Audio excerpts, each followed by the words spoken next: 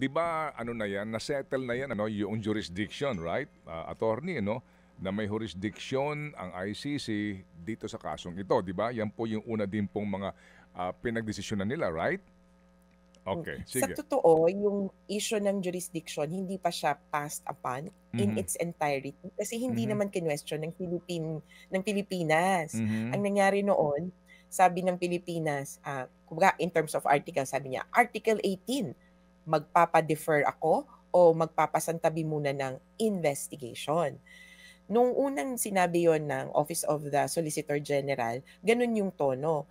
Tapos parang we threw everything but the Mm. kitchen sink. Parang Mm, binato na mm. lahat ng argumento.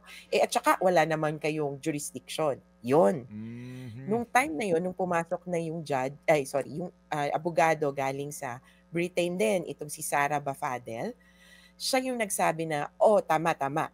Pinapa-defer namin yung investigation. And by the way, wala kayong jurisdiction." Yung decision on jurisdiction, yung, dissenting decision, na sabi, actually wala nga kayong jurisdiction, doon nakuha sa isang, kumbaga proceeding na patungkol sa so ang main issue, deferral or Article 18. Yung Article 19, parang by the way lang. Kaya kumbaga hindi masasabing eksaktong nakapagpasya na itong Mhm. unit na ito, Mhm. particular sa jurisdiction. Sabi nga Hmm. nila nun, actually the jurisdiction o the issue of jurisdiction was not properly raised. Kasi ang issue niyo Article 18, deferral. Pero ngayon bina-by the way niyo, anyway wala naman kayong jurisdiction.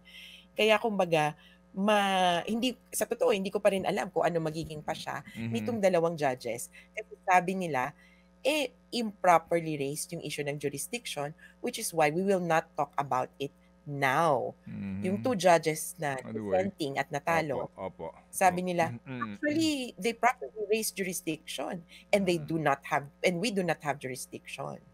So Opo, yun yung nagiging issue. I mean, Pero para sa amin, Yes, ma'am, go ahead. Para sa inyo? ah, unang pagkakataon na mare-raise, diretsuhan yung issue ng jurisdiction, hindi na lang by the way. Kaya importante ito dahil kumbaga mase-settle once and for all.